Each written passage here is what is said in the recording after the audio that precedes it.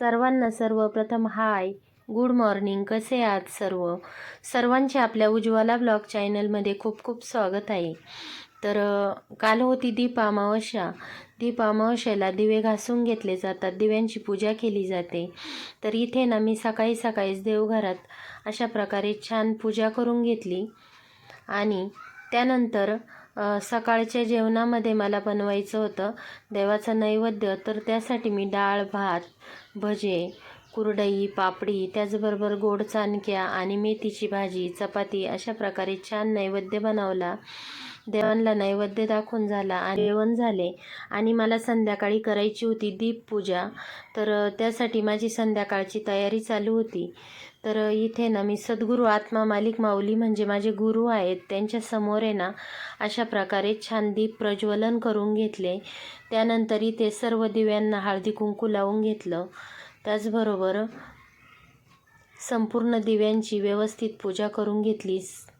दिव्यांना फूल ठेवलं आणि अगरबत्ती लावून, कापूर लावून अशा प्रकारे छान दिव्यांची पूजा करून घेतली आणि त्यानंतर पंचारती करून आपल्या सद्गुरू आत्मा मालिक माऊलींची पूजा देखील करून घेतली आणि शुभम करोती म्हणून घेतली, देवाला प्रार्थना केली.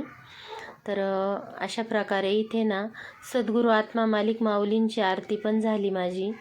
तर अशा प्रकारे छान असं माझं दीपपूजन झालं. तर जेव्हा आपण अशी पूजा करतो ना तेव्हा घरात खूप प्रसन्न वातावरण असतं आणि जेव्हा आपण दीपपूजन करतो त्यावेळेस हारळ आणि आघाडा हा दिव्यांना अर्पण केला जातो, पुष्प अर्पण केलं जातं. तर अशा प्रकारे मी अर्पण पण केलं आणि एक साईडला पण ठेवलेलं होतं. तर अशा प्रकारे छान माझी पूजा झाली.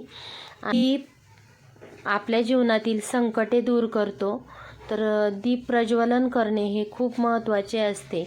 त्यानंतर आपल्या घरात छोटी मुलं असेल तर त्यांचे आवक्षण देखील या दिवशी केले जाते. तर त्यासाठी मी दिव्यांचं देखील इथे आवक्षण करून घेतलं. आणि हो, आपले व्हिडिओ जर आवडत असतील तर जास्तीत जास्त व्हिडिओला लाईक, शेअर, सबस्क्राईब करा. पुन्हा भेटू नेक्स्ट ब्लॉगमध्ये. तोपर्यंत सर्वांना बाय बाय.